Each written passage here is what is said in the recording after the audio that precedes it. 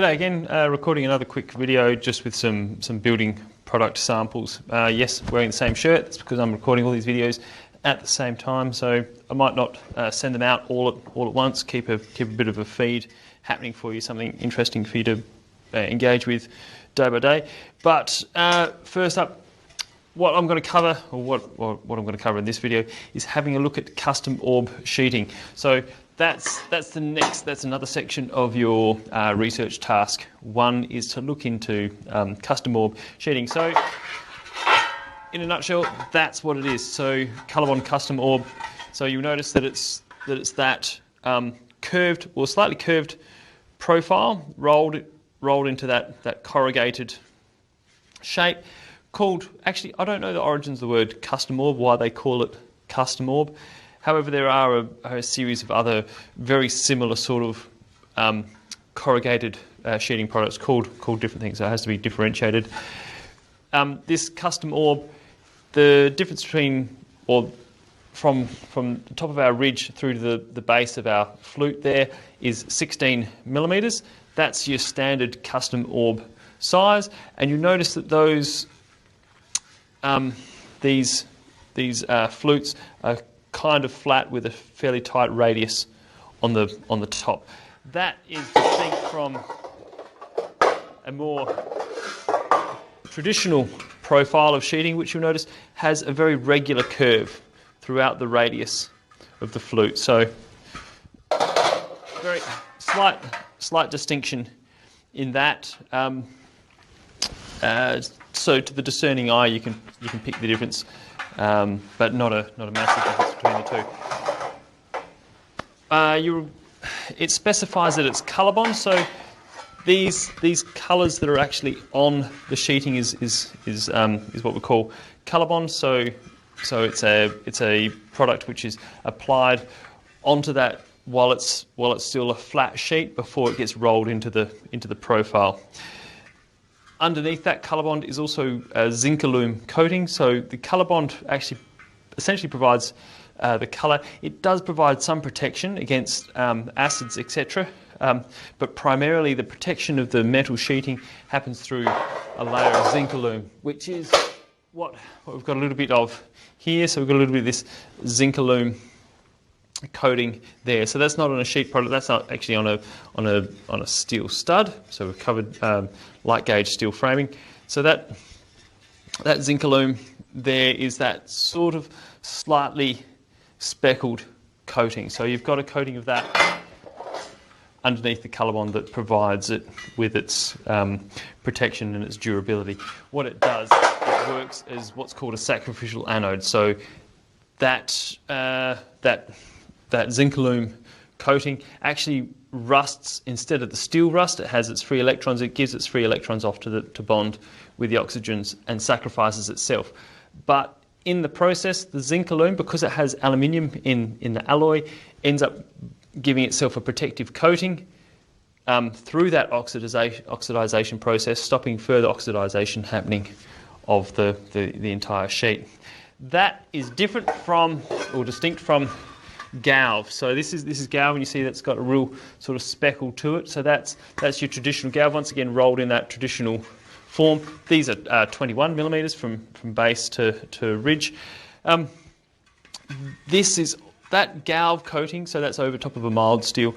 That also works as a sacrificial anode. The difference between that is it doesn't contain any aluminium in the alloy. So what it doesn't do, it doesn't provide itself with a protective barrier once it starts to oxidize.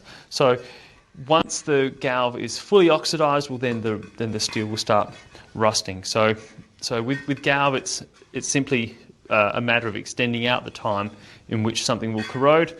Whereas with a product like Zincalume, ends up as it corrodes, it forms its own protective layer through the bonding of oxygen on the outside. So in terms of steel sheeting in general, very quick and easy to install on a building because it comes in large sheets, and if the roof is kept very simple, very little cutting required for installation. All of these custom orb type profiles what are called pierce fixing. That means we drive a screw straight through the sheeting and fix into our battens or our purlins. So we end up having to pierce the sheeting. That we don't do in the base of the flute, we do that in the crest of the flute or in the ridge, and screw through that so we don't get water making its way inside the roof.